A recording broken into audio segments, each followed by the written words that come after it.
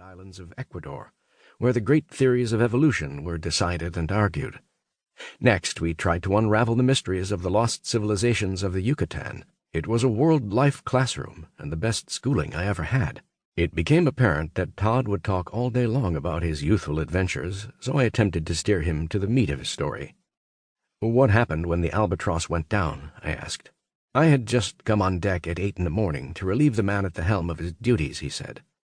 We sang out the course to each other. "Due east," he said. "Due east it is," I repeated. No sooner had I settled in for my watch, from out of nowhere, and without warning, came the fury of hell, the myth of the sea, a white squall. I instinctively turned the wheel to port to face our aggressor. Only then did I hear the command to run hard starboard. I felt that this was wrong and continued to steer into the storm. The wheel was ripped from my hands and the skipper yelled, "Are you trying to kill everyone aboard?" As the ship turned away, it was evident that the command was wrong. The Big A's sails filled. She was knocked down on her side, putting the head of her 80-foot mast in the water. Skipper was trying to let out the main, which had no place to go as it was full of water and holding us down. "Where were you then?" "I was standing on the side of the wheelhouse. I abandoned my post at the wheel, realizing we were in big trouble as the ship filled with seawater. I grabbed Tom and pushed him up over the rail to safety. I was joined by Chuck, who was nearby. We made our way to the chart house doors, behind which were George and Alice. The Albatross was sliding rapidly beneath the sea. We tried to free George and Alice, but the water pressure was too great to open the doors. The Big A slid deeper and deeper, and I was under water. I had to let go. I had to let them go." "You were going down with the ship?" "I was dizzy and disoriented," he said, "and nearly unconscious. I could see my life passing in the bubbles as I rose. I reached the surface, gasping for air to see the last of her mast slip away. I was given a second chance. I was back in the world of the living. Swimming in a sea of debris, I called out for my friend Chuck. A voice came from a few feet away, then another. Silently, we took a head count, realizing our tragic losses." "That must have been tough," I said. "How did you manage to survive?" "I spotted a life ring which we clung to.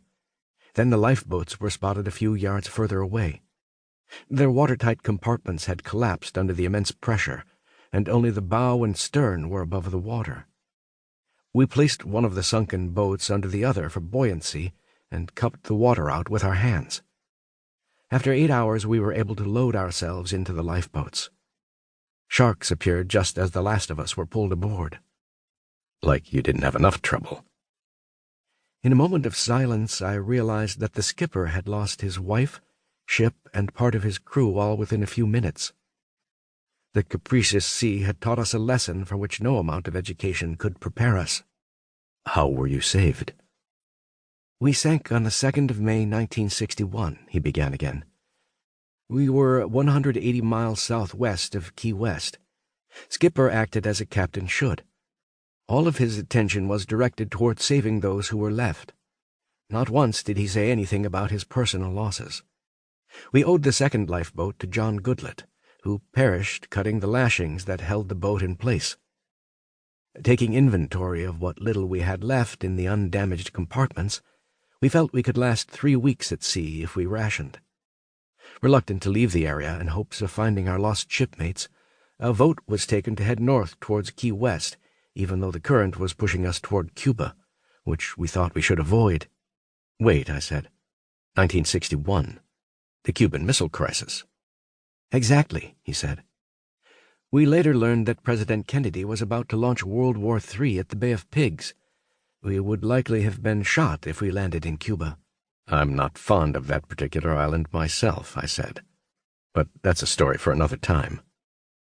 "The sharks surrounded us, but Skipper whacked one in the nose with an oar and they left in frustration. We all got quiet after that. It was up to the hands of fate to save us." "I can't imagine what it must have felt like." "We huddled together to stay warm," he said. "An hour or so later, a ship was spotted on the horizon. Our hopes were raised only to be dashed a few seconds later. Skipper set off a flare only to have it rise a few feet and fall back into the ocean."